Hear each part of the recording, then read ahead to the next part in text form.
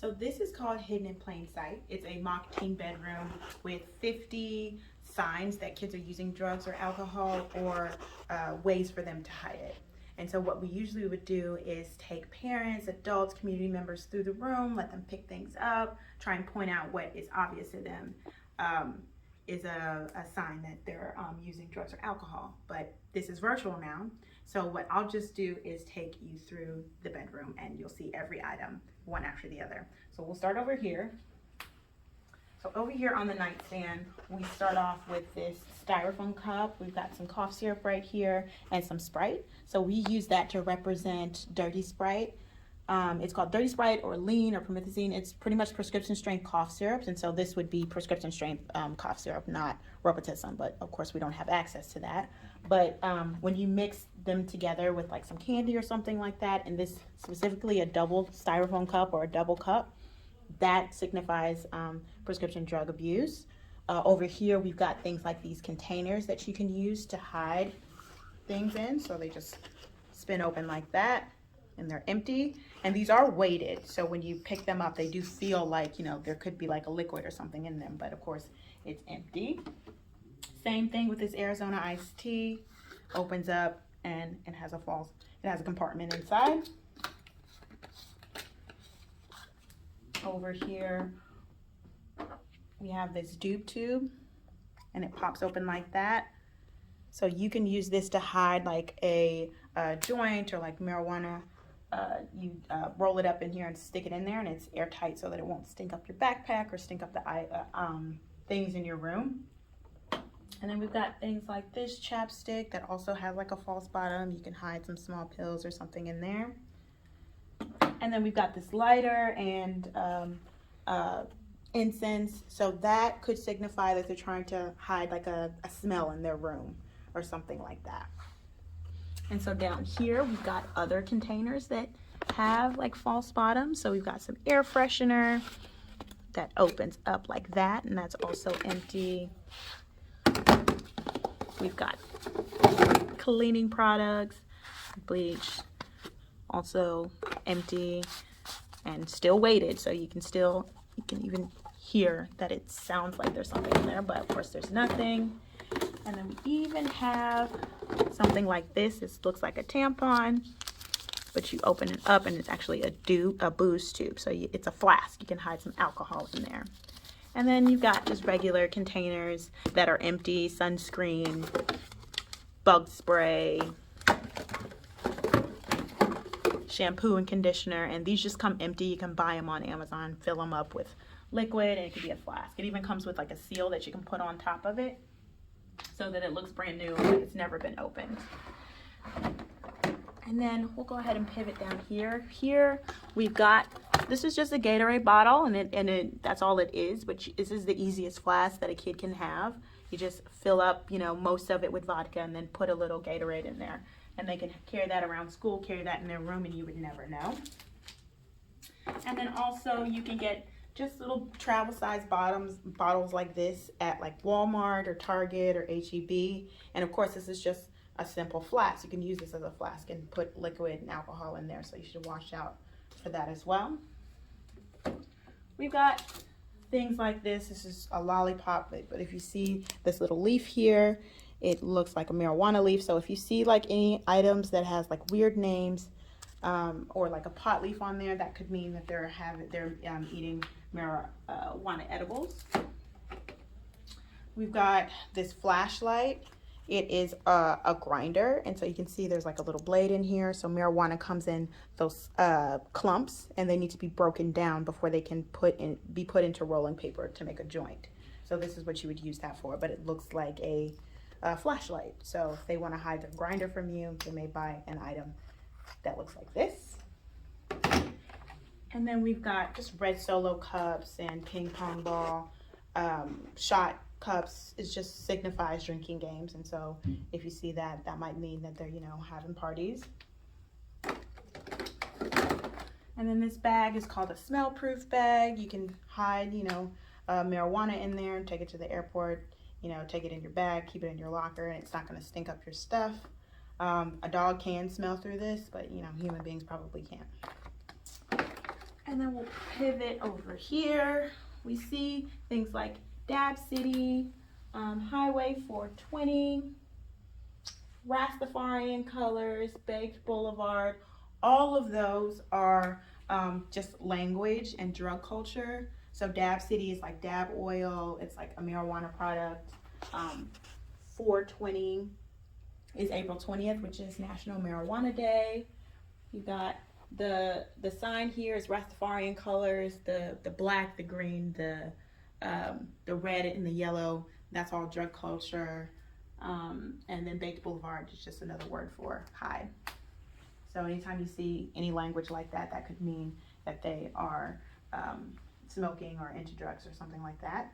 We can pivot over here. So we'll show you this. This is actually called a sploof. I made it myself. It is dryer sheets, a rubber band, and just a paper towel roll. So this is like a filtration system. If you want to smoke in your room or smoke in the bathroom and you don't want the smoke to get everywhere, or you don't want the smell to get everywhere, you just blow it in there and it's like a little filtration system. So you can smoke in your room and you're less likely to be caught if you're like by a window or something. And then this is just like another container that you can use to hide things inside. This opens up. This opens up and has like a false bottom. And then we've got this watch. Like I said, this is a grinder, so you have clumps of marijuana. They're too big, so you have to grind it down so that you can put it in roller paper. This is just some dryer sheets that, again, help with the smell in your room. This right here, it looks like a cellular device, but it actually is a flask, so you can open that up. And then we've got a smoker's kit. So this is going to be for more chronic users. And so we've got some gum for the breath when your breath starts to stink. You got some eye drops for your eyes, for the redness of your eyes when you smoke marijuana. This is perfume to help with the smell. This is tissue for the residue to, dust off any crumbs or marijuana leaves that get on you. And then this is hand sanitizer. The alcohol in the hand sanitizer helps with the smell that gets on your fingertips. If you're a chronic user, that smell starts to stay there after a while. So the alcohol will help with that. And then if we pivot up here, we've got another container that opens up. We've got a book safe, so you can hide things in there. This is a bit classic, and you can hide money or different items. This looks like a power bank, something that you can use to charge your phone, but it's also a flask. And then over here we've got a mouse, and it does function as a mouse. You can put it in your computer and it'll work, but it's also a scale. So if someone's looking to sell something, sell marijuana, then they might have something like that. Okay, and then we're just gonna pivot down. And so we've got things like this. This is, of course, something that you could use to have water, but also this is a false container, but you can put water in there as well. And then this looks like a umbrella, but if you pick it up, it's really light, so you'll know that it's not. Opens up to be a flask as well. And then last but not least, over here we've got this brush, and again, it'll function like a regular brush, but you can open it up inside, and you can use that to put something in there, or you can even use it as a flask. And then also there's some clothing that you can use. This opens up, and you can hide money, cards, drugs, things like that, and then go to school and enter a place. Even if you're searched, they probably won't touch your scarf. And yeah, so that's it. And this is just kind of an example. We're not telling you to search your child's bedroom, but it's just kind of an example of everything that they can use to hide, and so you never really know who's doing what. So it's a good idea to have a conversation with them before it gets this bad and they have all these items in their room, right? So we just encourage parents to have conversations and discussions with their kids about drugs and alcohol. Later, we do have a backpack that's full of vaping products and nicotine products that are made to look specifically like everyday items as well. And so we'll pivot to that in another presentation. So this is called the Big Tobacco Backpack.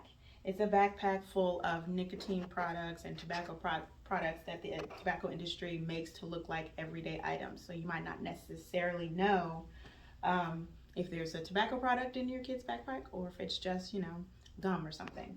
So if you punch in, you can see items like this. This is actually a vaping device, and this is some whiteout. And so, when you look up close, this one is shiny and cool looking, and this one is just, regular. But, at first glance, you might not necessarily know that there's a difference between the two.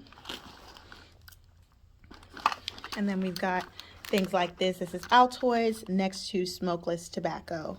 And so, again, similar types of packaging, similar types of like fonts on them. So if you saw that in your kid's backpack, if you weren't actually reading it or you don't have your reading glasses on, you might not necessarily know that that is smokeless tobacco. And then we punch in over here. We've got these two things. So this is fruit roll-ups, and then this is a flavored cigar. It's actually called a Swisher Sweet.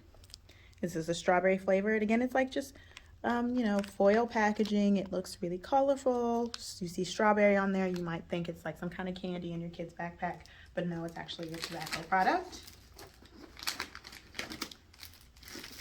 And then we've got items like this.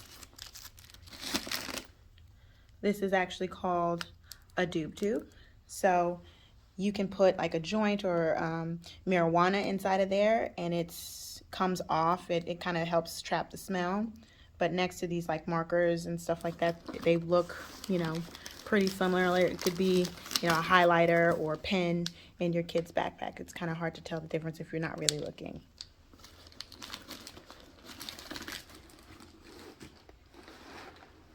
And then over here, we've got some devices. And so we see these two are vaping devices, but kind of how they're positioned now, they just seem like, flash drives. You can actually plug them into a computer. This one even has like a little port.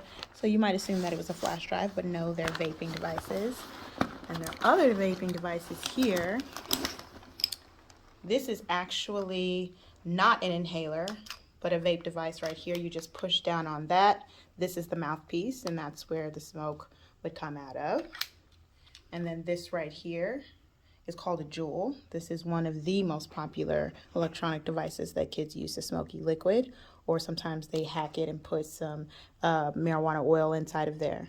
And so that's the cartridge where the liquid is, and this is the mouthpiece. And again, it's sleek, it's small, just kind of looks like a flash drive or something electronic. You might not necessarily know that that is a vape device. And then also I'm actually wearing some vape devices. So this right here, it just looks like a Samsung watch or an Apple watch. It lights up like this, but it's actually a vape device as well. So this is the mouthpiece that you would smoke out of, and that's how you would hit it. And then last but not least, this sweater is a vape device as well.